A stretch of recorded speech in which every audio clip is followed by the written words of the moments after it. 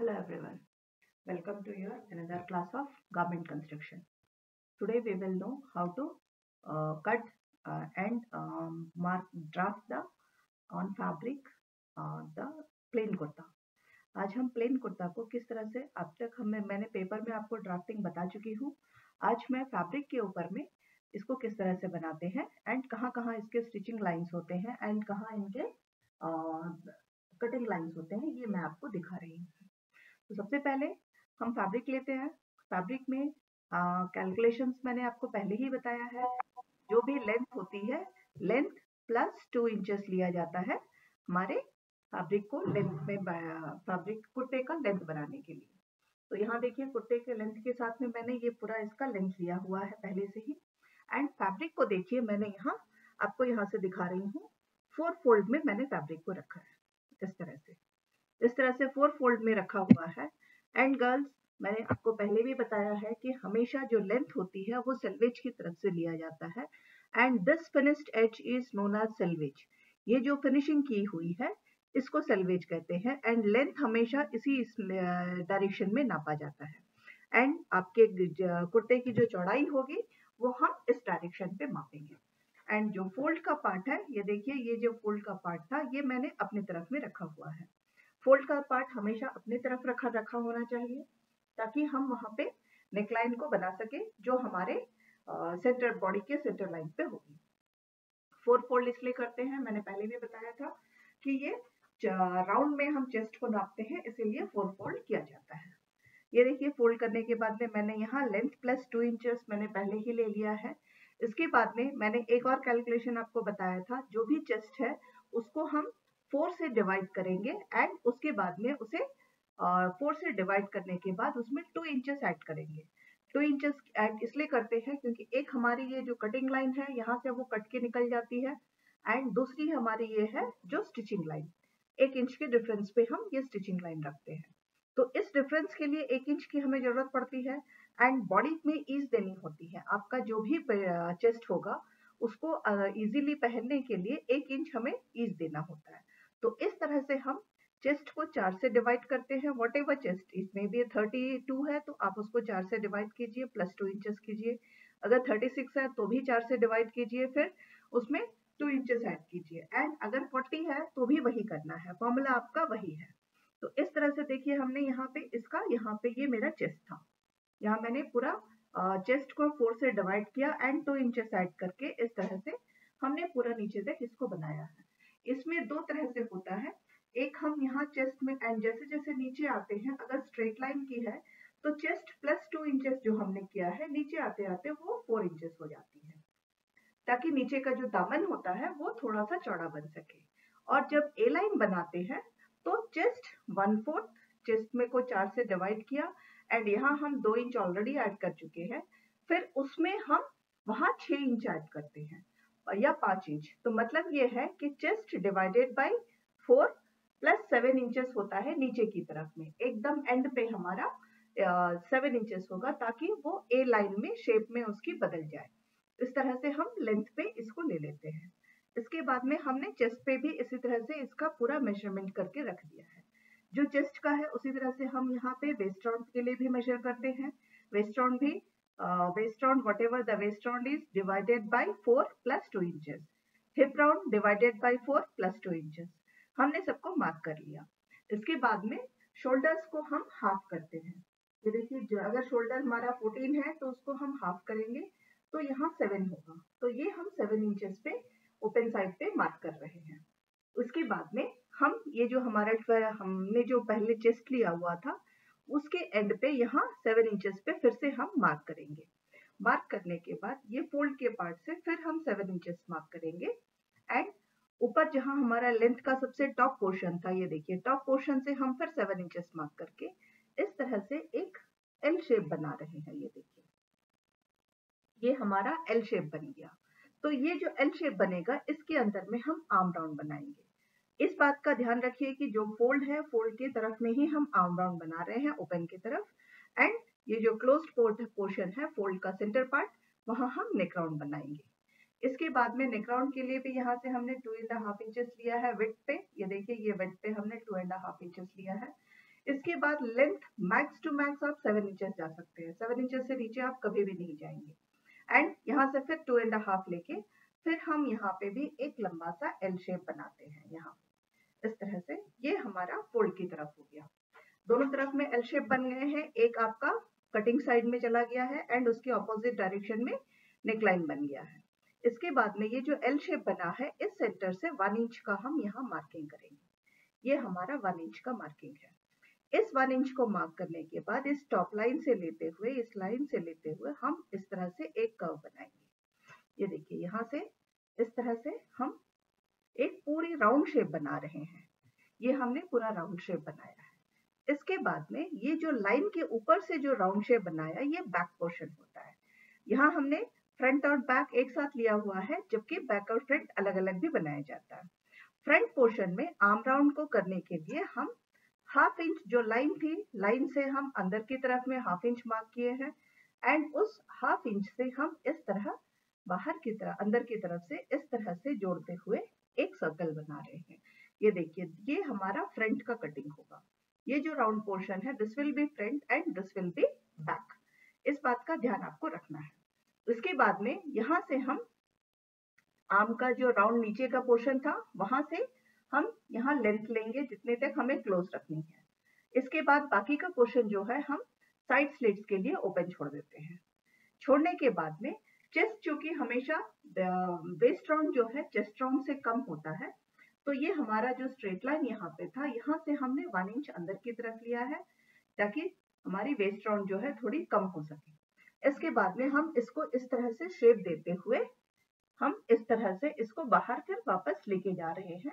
हमारे एंड पे, लास्ट पे जो हमारा पॉइंट था, वहां पे हम ऐड कर देते हैं उसको। उस तरह से उस एंड पे हमने उसको ऐड कर दिया। एंड अब हमारा नेकलाइन बनाने के लिए भी इसी तरह से यहाँ से मैंने 1 इंच लिया हुआ है इस कॉर्नर से एंड इसको इस तरह से शेप दे करके हमने इसका नेकलाइन बना लिया है। क्योंकि यहाँ पे राउंड कलर का है, राउंड शेप का ही नेक बन रहा है, तो हम फ्रंट एंड बैक एक साथ में बना रहे हैं। जनरली फ्रंट का नेक आपको जो भी शेप देनी है, अगर आप मान लीजिए स्क्वायर बनाना चाहते हैं तो यहीं पे काटेंगे। अगर आप ग्लास बनाना चाहते हैं तो यहाँ से 1/2 इंच अंदर करके इस तरह से ग्लास बनाएंगे।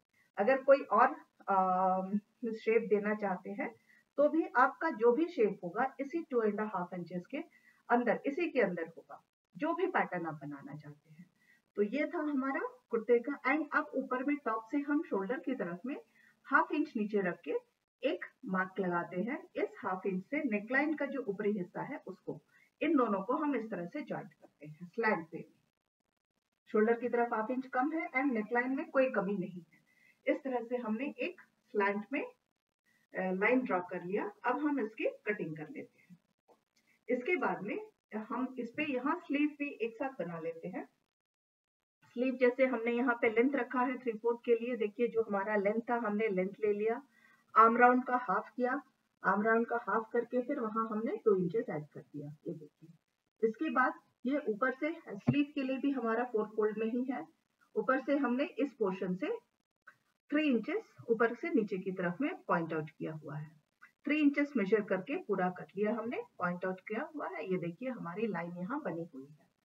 इस तरह से देखिए, यहाँ से ये हमारी 3 इंचेस की लाइन बनी है एंड ये हमारा स्लीव के लिए बनाने के लिए विड्थ थी। यहाँ से ये देखिए, ये हमारा स्लीव का 3 इंचेस का लेंथ है। फिर यहाँ से हमारी ये टोटल लेंथ है, ऊपर वाली पूरी लेंथ जो है यहाँ से यहाँ तक है। इसके बाद में इस पोर्शन को, ये जो 3 इंचेस का विड्थ हमने रखा हुआ है, इस पोर्शन को हम 3 हिस्सों में बांटेंगे। एक पहला है, ये दूसरा और ये तीसरा। ये तीसरा हिस्सा जो है ये आपके आर्म राउंड का नीचे का हिस्सा है। तो यहाँ से फिर हम 1 इंच का यहाँ मार्जिन करते हैं।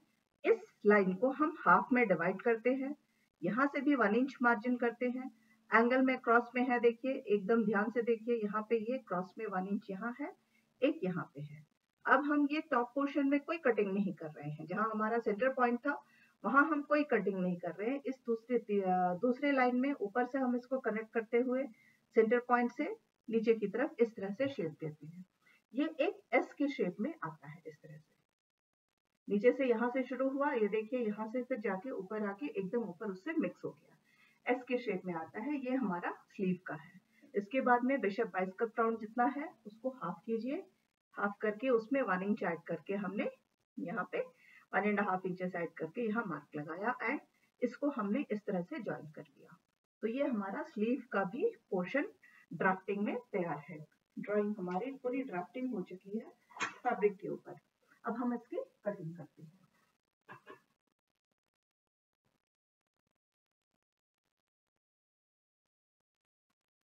सबसे पहले देखिए मैं यहाँ से नेकलाइन काट रही हूँ।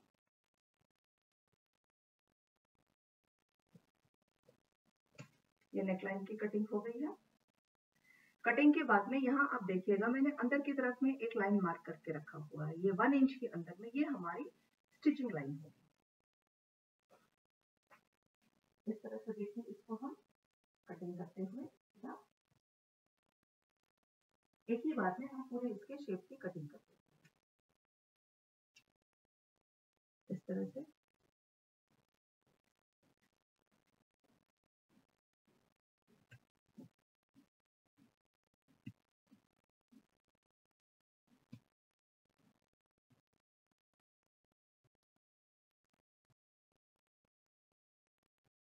देखिए जब हम बैक का कटिंग कर रहे हैं तो हम इस तरह बाहर के आउटलाइन से हमने इसकी कटिंग की है। कटिंग करने के बाद हमारी शेप जो है कुछ इस तरह से आ रही है। हमारी बैक की कटिंग की हुई है, ये देखिए। अब ये जो हमने शोल्डर के पास में बनाया था इसकी भी हम इस तरह से कटिंग करेंगे। कटिंग करने के बाद अब हमारा जो ये फ्रंट का पोर्शन है, ये देखिए 2 हिस्से थे हमारे, 4 फोल्ड थे जिसमें से हमने इसको अलग अलग कर लिया। ये हमारा बैक का पोर्शन है जो स्ट्रेट लाइन से कटा है। ये हमारा जो फ्रंट का पोर्शन है इसको इस तरह से हटा के यहाँ इसको ये जो हमने 1/2 इंच अंदर की तरफ में जो शेप किया था अब हम इसकी कटिंग कर लेंगे।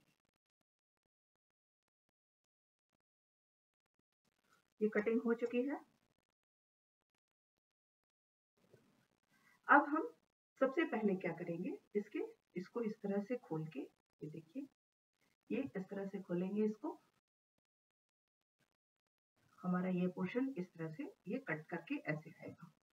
इसके ऊपर में ही इस तरह से हम इसको ऐसे लगाएंगे एंड ये देखिए इस तरह से इसको पूरा एक साथ अच्छे से बैठाएंगे आप। सबसे पहले इस तरह से ये एक के ऊपर एक पूरी सेट हो गई है बराबर में।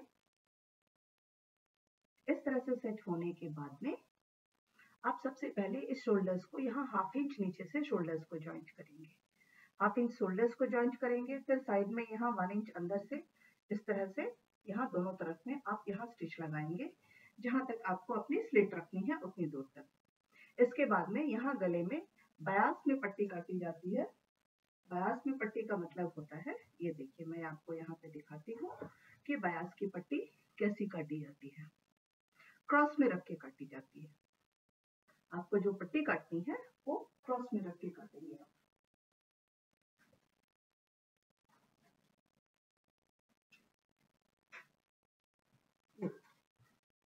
इस तरह से 45 डिग्री के ये क्रॉस में इस तरह से हम काटते हैं। जो भी कटिंग होती है हमारी ऐसे, ये क्रॉस में ऐसी एंड फिर ये ऐसे, इस तरह की आपको पट्टियां काटनी होती है जो नेकलाइन बनाने के लिए, ये देखिए जो नेकलाइन बनाने के काम में आती है। क्रॉस में कटी हुई है सारी पट्टियां हमने यहाँ 1-1 इंच की या 1.5 इंच की पट्टियां हम काटते हैं इस तरह एंड इनको ज्वाइंट करके इसको इस तरह से ज्वाइंट किया जाता है। इस तरह से इसको ज्वाइंट करते हुए गले का हम पाइपिंग बनाते हैं। इस वीडियो में इतना ही, अगले में हम इसके आगे के बारे में जानते हैं। Thank you girls. I think plain kurta आपका अब तक अच्छे से समझ में आ गया होगा। मैं आपको यहाँ स्लीव भी काट करके दिखा रही हूँ। स्लीव जब कट जाते हैं तो इसकी शेप कैसे होती है मैं आपको ये भी दिखा देती हूँ। ये देखिए इस तरह से हमने यहाँ इसकी कटिंग कर ली। ये मेरा लेंथ हो गया था। अब मैं यहाँ से इस तरह से हम स्लीव की भी कटिंग कर देते हैं। ये रही हमारी स्लीव भी कट हो चुकी है। तो ये हमारा स्लीव। स्लीव जब कट जाता है तो कुछ इस तरह से रहता है। शेप देख रहे हैं इसकी, ये देखिए, ये हमारा स्लीव का शेप है। थैंक यू गर्ल्स, इस वीडियो में इतना ही। अगले वीडियो में हम नए कुर्ते के साथ में फिर दूसरा नया कुर्ते का काम करते हैं। Thank you girls.